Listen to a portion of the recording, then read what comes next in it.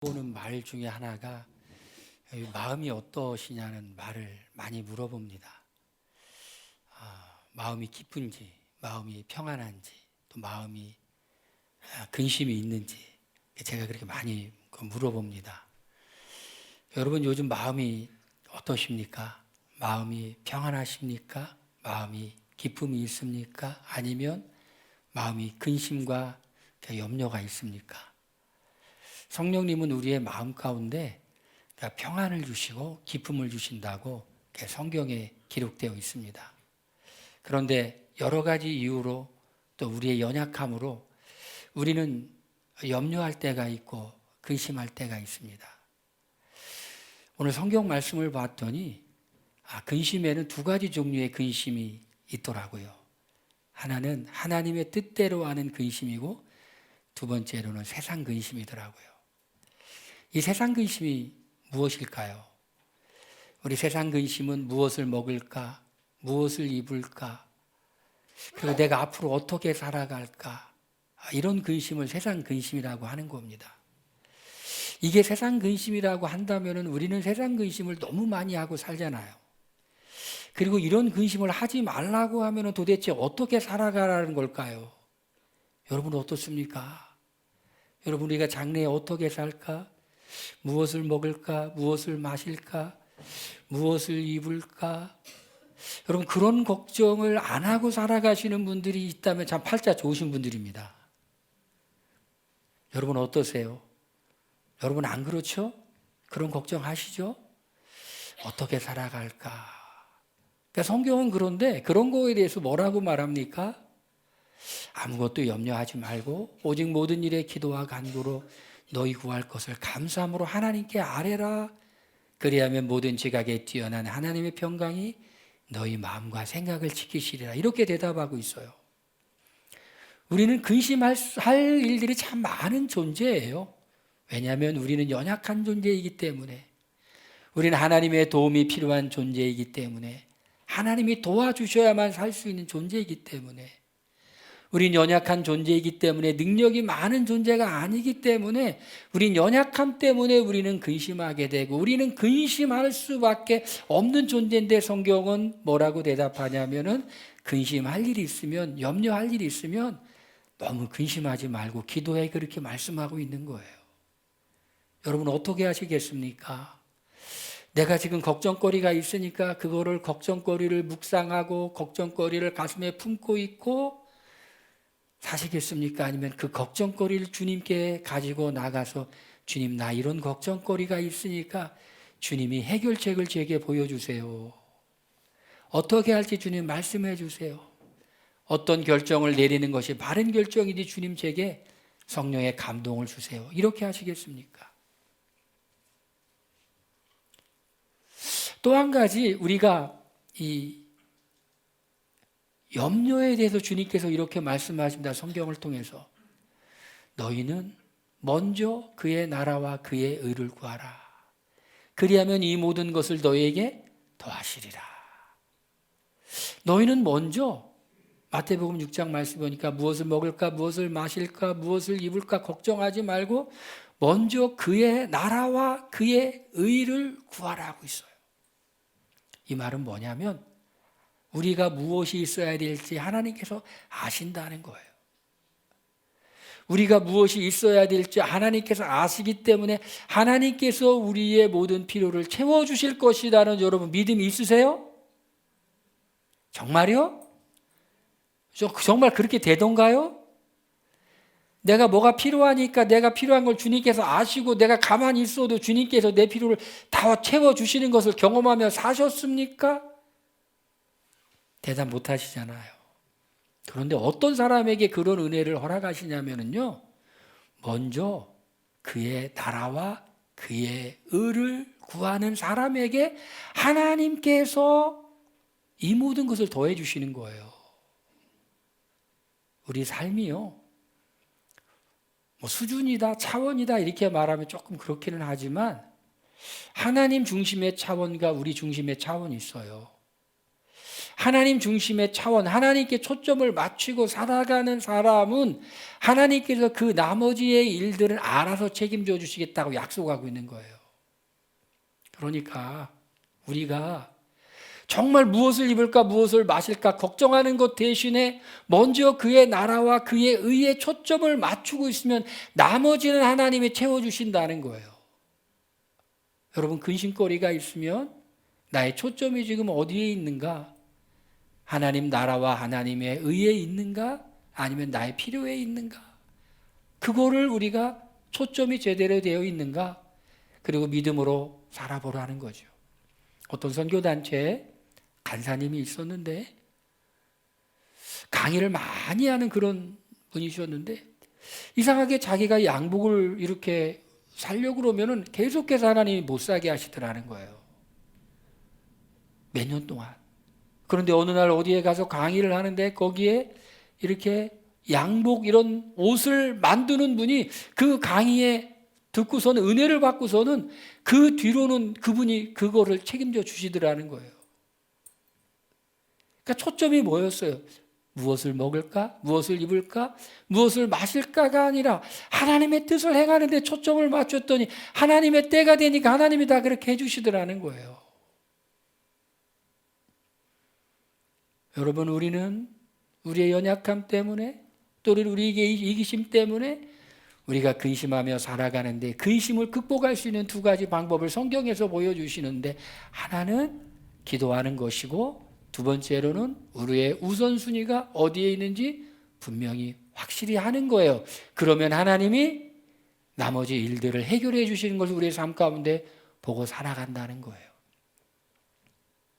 이 고린도 교회의 교인들이 근심했어요. 그런데 하나님의 뜻대로 하는 근심이었다고 그래요. 왜 근심했느냐면 이 고린도 교회 사도 바울이 고린도 교회에 복음을 전도하고 교회를 세우고 이제 다른 곳으로 갔더니 여러 순회 전도자들이 돌아다니면서 와서 사도 바울을 비방한 거예요. 사도 바울 예루살렘에서 파송한 추천서가 있더냐? 사도 바울은 12사도의 반열에 들지 못한 사람이야. 사도 바울은 정통이 아니야. 우리는 예루살렘에서 보낸 추천서가 있는 사람이고 우리는 정통이고 우리는 괜찮은 사람이야.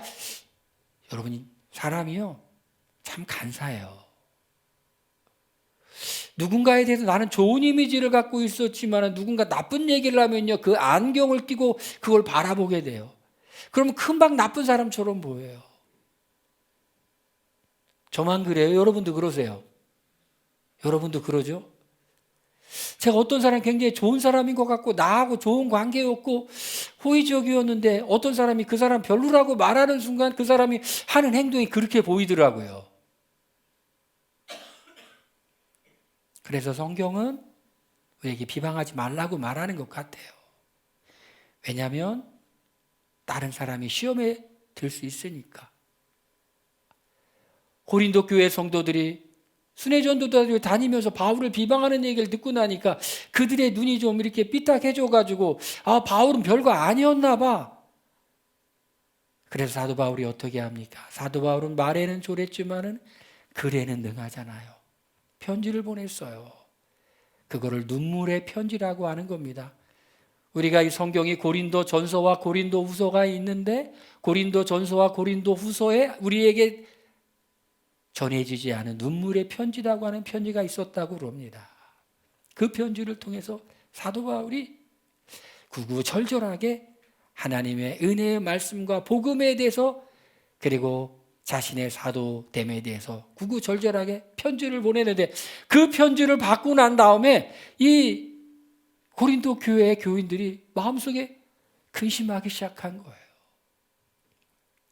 제가 이 말씀을 읽으면서 하나님께서 우리에게 진정한 평화를 주시기 전에 하나님께서 우리에게 진정한 기쁨을 주시기 전에 잠깐 모두 주실 수 있다? 근심도 주실 수 있다. 성경은 이걸 뭐라고 말하냐면 하나님의 뜻대로 하는 근심이라고 말하고 있어요. 하나님의 뜻대로 하는 근심. 데살로니가 교회가 칭찬을 받았는데 사도 바울의 말을 사람의 말로 받지 아니하고 하나님의 말로 받았다는 거예요. 여러분, 사도 바울은요, 하나님의 말씀을 전하는 사람이었잖아요. 하나님의 말씀을 전하는 사람이 하나님의 말씀을 전해서 성경에 기록되어 있는데 그 말을 사람의 말로 받지 않고 하나님의 말씀으로 받았다. 우리가 하나님의 말씀 앞에 서면은 여러 가지 반응이 있지만은 막 은혜가 될 때가 있어요. 기쁨이 될 때가 있어요. 힘이 될 때가 있습니다. 위로가 될 때가 있어요. 여러분 경험해 보셨죠? 하나님이 함께 하신다고 하는구나. 저는 아침에 묵상을 하면서 오늘도 이 말씀을 내가 묵상하면서 이 말씀의 교훈이 하나님이 나에게 뭐라고 말씀하실까? 내가 오늘 하루를 살아가는데 내가 실패하지 아니하고 실수하지 않도록 이 말씀이 경고의 말씀도 주실 텐데, 그래서 저는 하나님의 말씀에 아침마다 묵상하면서 귀를 기울이려고 그래요. 또 묵상하는 이유가 뭐냐면요, 내가 하나님께 초점을 맞추려고 그래요. 내가 내 마음대로 살아가고 내 뜻대로 살아가다 보니 하나님을 잊어버렸어. 그러다 보니까 나도 모르게 실수했네, 실패했네, 이러면 안 되니까 아침에 하나님이 이 말씀을 통해서 내게 약속을 주실 말씀은 무엇입니까? 용기를 주신 말씀은 무엇입니까? 혹시 내가 실수하지 않도록 경고를 주신 말씀은 무엇입니까? 그런 걸 통해서 내가 하나님과의 관계를 이렇게 조율하는 거예요. 하나님께 이렇게 시선을 주님께 드리는 거예요. 위로가 될 때도 있지만 때로는 우리의 마음 가운데 근심하게 할 때도 있어요. 이걸 보고 뭐라고 말하느냐면 성경 말씀 보니까 하나님의 뜻대로 하는 근심이라고 그래요. 여러분 어때요? 하나님의 뜻대로 하는 근심 해보셨어요? 하나님의 뜻대로 하는 근심은요, 말씀 앞에 서서 내가 잘못된 것을 발견하고 그 잘못된 것을 바라보면서 그것을 고치기 위한 근심이라는 거예요. 우리 지난주에 우리 밭에 대한 비유를 같이 말씀을 나눴는데 길가밭 있고 돌밭 있고 가시떨기밭 있고 좋은 밭 있었잖아요. 하나님이 원하시는 밭은 좋은 밭이잖아요. 말씀을 듣고 깨닫고 결실하는 밭이에요. 길가밭은 뭐예요? 마음이 완악해서 말씀을 마귀에게 빼앗겨요. 돌밭은 말씀을 잠시 기쁨으로 받지만 뿌리가 없으므로 핍박이나 환란이 있을 때 시들어 버리고 말아요. 가시떨기는 세상의 염려와 죄리의 유혹으로 더 이상 결실하지 못하는 거예요. 좋은 밭만 결실을 맺는데 우리가 하나님의 말씀을 들었을 때 정말 좋은 밭이 되려면 때로 평안과 기쁨의 단계로 넘어가기 전에 하나님의 뜻대로 하는 근심의 단계가 있어야 돼요. 이 말씀에 나를 비추어 보니까 내가 말씀에 합당하지 않은 모습을 발견하는 거예요. 여러분 그런 근심이 있어야 된다는 거예요. 그런 근심. 침례 요한을 목베어 죽인 헤롯이 있었어요. 요한이 말씀을 증거합니다. 이 헤롯이 자기의 제수씨를 아내로 삼았는데 합당하지 않은 방법으로 그렇게 삼은 거예요. 성경의 원리가 아니라. 그걸 막 책망하니까 성경 말씀이 이렇게 기록되어 있어요. 헤롯이 그것을 달게 듣더라, 번민하더라, 그렇게 되었어요. 여기에 멈추면 안 되는 거예요. 그냥 달게만 듣고 그 말을 듣고 근심하고 번민하고 그랬지만 그 행동을 바꾸지는 않았어요. 결국은 그가 하나님의 선지자 침례 요한을 죽이게 되죠. 보라, 지금은 은혜 받을 때요. 지금은 은혜 받을 때요. 지금은 구원의 날이로다. 하나님께서 뭔가 기회를 주시고 은혜를 주시고 하나님께 부르실 때 우리가 그 부름에 응답하여서 믿음의 반응을 보이는 게 정말 중요한데 하나님의 말씀 앞에 설 때 말씀이 우리에게 비춰주시는 잘못된 모습을 볼 때 우리는 근심하며 참된 바른 반응을 보여야 돼요. 말씀 앞에서 바른 반응을 보이는 사람은 첫 번째로 어떻게 하냐면 그것을 변명하지 않는다는 것이에요. 여러분, 성경에 하나님 말씀이 우리에게 하라고 하는 것은요, 두 가지 이유 때문에 하라고 하는 거예요. 첫 번째로 할 수 있으니까 하라고 하는 거예요. 우리가 못할 거 주님께서 하라고 하시는 분이 아닙니다. 두 번째, 하면 축복이 되기 때문에 하라고 하는 거예요. 하나님, 이건 이렇고 저건 저렇고, 나만 그런 게 아니라 다른 사람도 다 그러는데요. 나만 그런 게 아니라 다른 사람이 다 그렇기 때문에 성경은 다 괜찮다고 말하는 것이 아니라, 그래서 성경은 모든 사람이 죄인이라고 말하는 겁니다. 하나님은 어떤 사람을 좋아하냐? 여러분, 우리요, 사람이요, 잘못할 수 있어요. 그렇죠? 여러분, 일주일 돌아본 걸, 살아온 인생을 돌아보면 다 잘했어요? 아니면 가끔 잘못도 했어요? 아니면 잘못한 게 더 많아요? 우리 한번 손 들어볼까요? 1번은 나는 정말 잘하며 살았다. 2번은 가끔 잘못했다. 나는 3번은 잘못한 게 더 많다. 한번 들어볼까요? 입장 곤란한 표정이네요. 여러분, 우리가 다 잘하는 게 아니라 가끔 잘못하기도 하지만 때로 늘 잘못하기도 해요. 그런데 하나님의 말씀 앞에 섰을 때 우리 늘 잘못하는 사람이 아니라 가끔 잘못하는 사람이 돼야 되잖아요.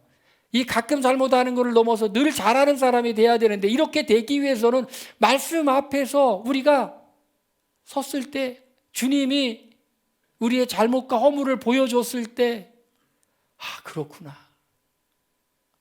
근심하는 것에 끝나는 것이 아니라 회개하고, 그리고 인정하고 고쳐야 되겠죠. 그 첫 번째가 합리화하지 않는다는 거예요. 그리고 하나님은요, 우리가 잘못할 수밖에 없는 존재임을 알아요. 근데 잘못했을 때, 나는 죽어도 잘못 안 했다고 하는 사람은요, 하나님이 기뻐하지 않으세요. 잘못했을 때 잘못했어요. 여러분, 잘못했을 때 잘못했다고 하면은요, 한 대만 맞고 끝나는데요, 잘못 안 했다고 하면은요, 10대 맞아요.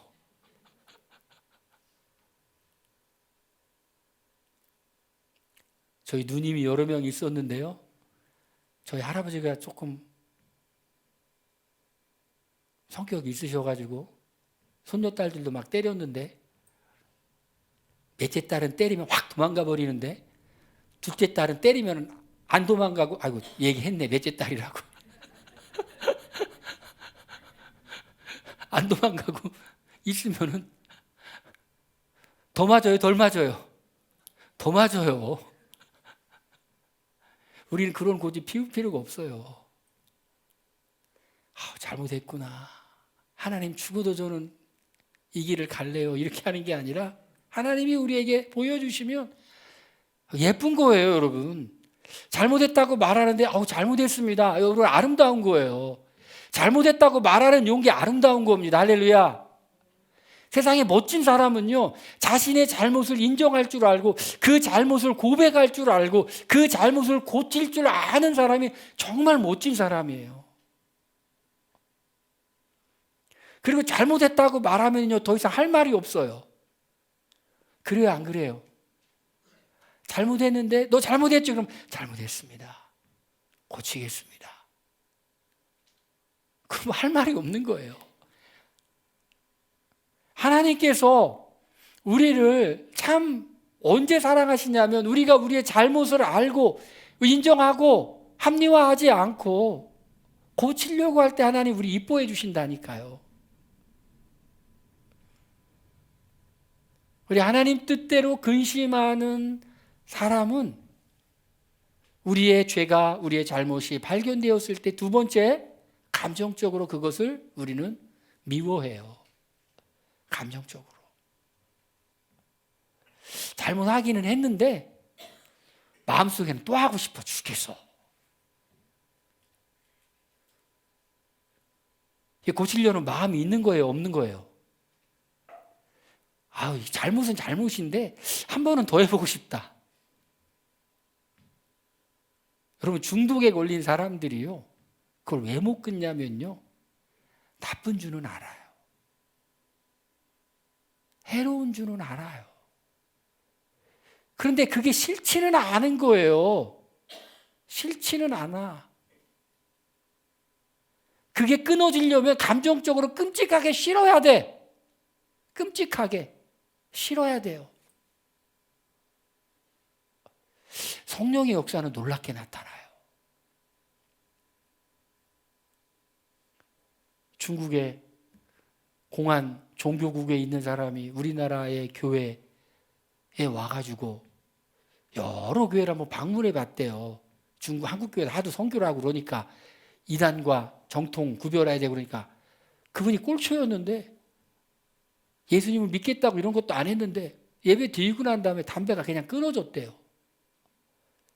싫어진 거예요. 그리고 나서는 야, 내가 믿지는 않아도 종교가 뭔가 있기는 있구나라는 걸 알았다는 거예요. 술이 끊어지는 사람은요, 아우, 술을 끊어야지. 이러면 가끔 생각나요. 술을 끊어야지 하면 술 끊을까요? 못 끊을까요? 워낙 독하면 끊기도 하겠죠. 근데 술을 끊어야지가 아니라 술 냄새만 맡아도 막 끔찍해 죽겠다라 막 끊어지는 거예요. 막 술 냄새만 맡아도 막 징글징글. 하나님께서 우리의 마음속에 근심을 주시고 이건 잘못된 거라고 주님께서 말씀하실 때 잘못했습니다 주님. 그런데 다음에 기회가 되면 한번 살짝 또 해야지. 이러면 절대로 못 고쳐요. 감정적으로. 말씀해 보니까 바울에 대해서 그렇게 잘못했던 교회가 너희의 사모함과 애통함과 너를 위하여 열심히 있는 것을 우리에게 보고함으로. 애통함이라는 말이 바로 그거예요. 자기 잘못함을 느끼고 알고 깨닫고 난 후에 정말 잘못했고 다시는 그렇게 하고 싶지 않은 그 마음이 있어야만이 하나님의 말씀 앞에 근심 많은 사람이 후회할 것이 없는 구원에 이르게 되는 거예요. 세 번째는요, 하나님의 뜻대로 근심 많은 사람은요, 행동을 바꾸고 하나님께 돌아와요. 뭘 바꾸냐면요, 뭘 바꾼다고요? 행동을 바꿔요. 하나님의 뜻대로 하는 근심은 후회할 것이 없는 구원에 이르게 하는 회개를 이루는 것이요. 여기 회개라는 게 중요해요. 회개. 회개가 아닌 것이 후회예요, 그냥. 회개하고 여기 후회라는 말이 나오는데, 후회는요,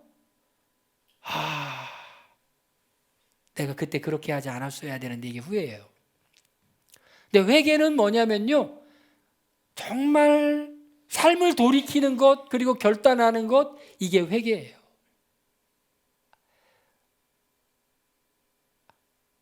다시는 안 하는 거예요. 다시는 안 하는 거예요.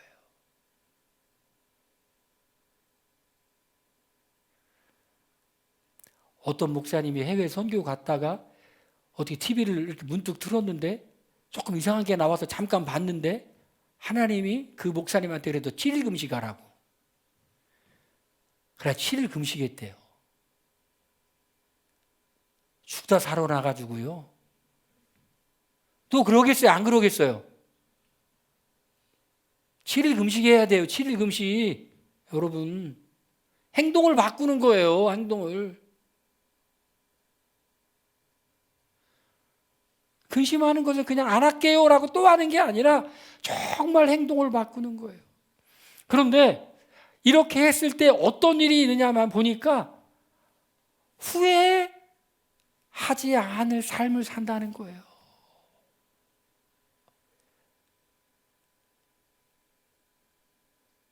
여러분 어떻게 살고 싶으세요? 시간이 지나고 난 다음에 그때 그렇게 했었어야 되는데 이렇게 살시기 원하세요? 아니면 그때 그렇게 해서 정말 잘했구나 하기 원하세요? 근심만 하고 회개하지 않고 삶을 돌이키지 않으면 하나님의 뜻대로 하는 근심 단계에서 정말 회개를 완성하지 않으면 어떻게 되냐면은 나중에 결국은 후회하게 돼요. 후회해도 소용없는 후회를 하게 돼요. 그때 그래 써야 하는데, 그런데 하나님이 마음속에 근심을 주시고 그 근심의 믿음으로 반응해서 내 삶을 바꿨을 때, 그때는 정말 힘들고 어렵고 그랬지만 나중에 정말 그때 잘했구나. 우리 한번 따라합시다. 그때 잘했구나. 그때 잘했구나.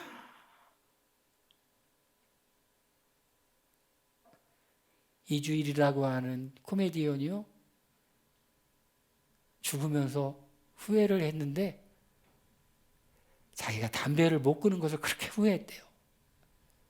암으로 세상을 떠나는데 내가 그냥 담배만 끊었었어도 조금만 더 살 수 있었을 텐데, 2002년도에 월드컵 와가지고 그거 보면서 담배만 끊어도 조금만 더 살, 그때 끊었어야 되는데 그게 아니라 그때 끊어서 잘했구나. 할렐루야. 하나님이 우리에게 기회를 주세요. 우리를 사랑하시기 때문에. 그때 하나님의 사랑에 반응의 믿음으로 우리의 삶을 바꾸면 우리는 후회하지 않을 구원을 이룬다는 말은 성화를 이룬다는 거예요. 예수님을 닮아가 정말 좋은 삶을 산다는 거예요.